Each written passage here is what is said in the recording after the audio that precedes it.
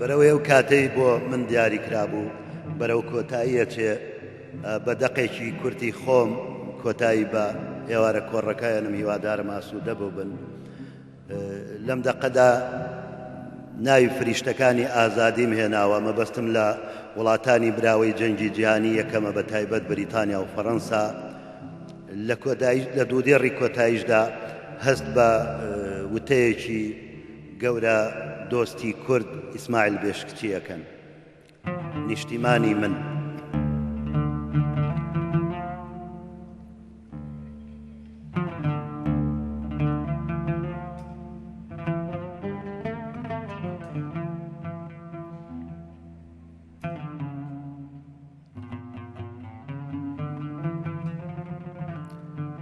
لە خاکێکەوە من هاتووم هەتا بڵێ شیرین و جوان، چەندی بڵێ سادە و بێوەی، بەڵام پڕ لە ئازار و ژان.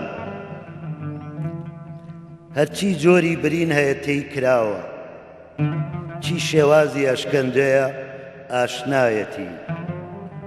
کامە پەتی سێدارە زبر و پتەوە، گردنی پیا هەڵواسراوە.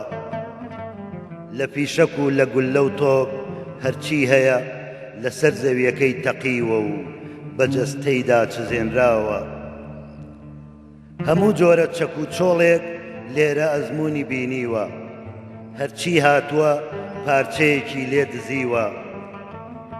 لە خاکێکەوە من هاتووم بە پیت و خێر، یەکەم مرۆڤ لێرەوە کشتی کردووە، یەکەم پەیامبەر هەر لێرە خوا پەیامی بۆ ناردووە.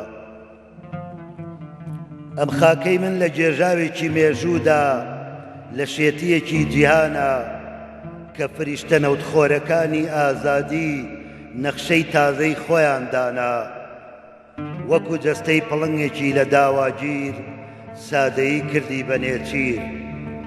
بە چەقۆی بەرژەوەندیەکان چوار کوت کرا، هەر کوتە و بەداڵێک درا.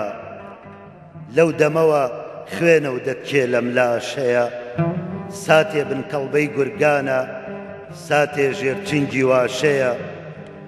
کوردستانێک هی عێراقە، کوردستانێک هی دوورانە، کوردستانێک هی سووریایە و کوردستانێک هی ئێرانە. کەچی هێشتا تەنیا کوردە بێ وڵاتە و بێ خاک و زێر، تەنیا کورد بێ کوردستانە.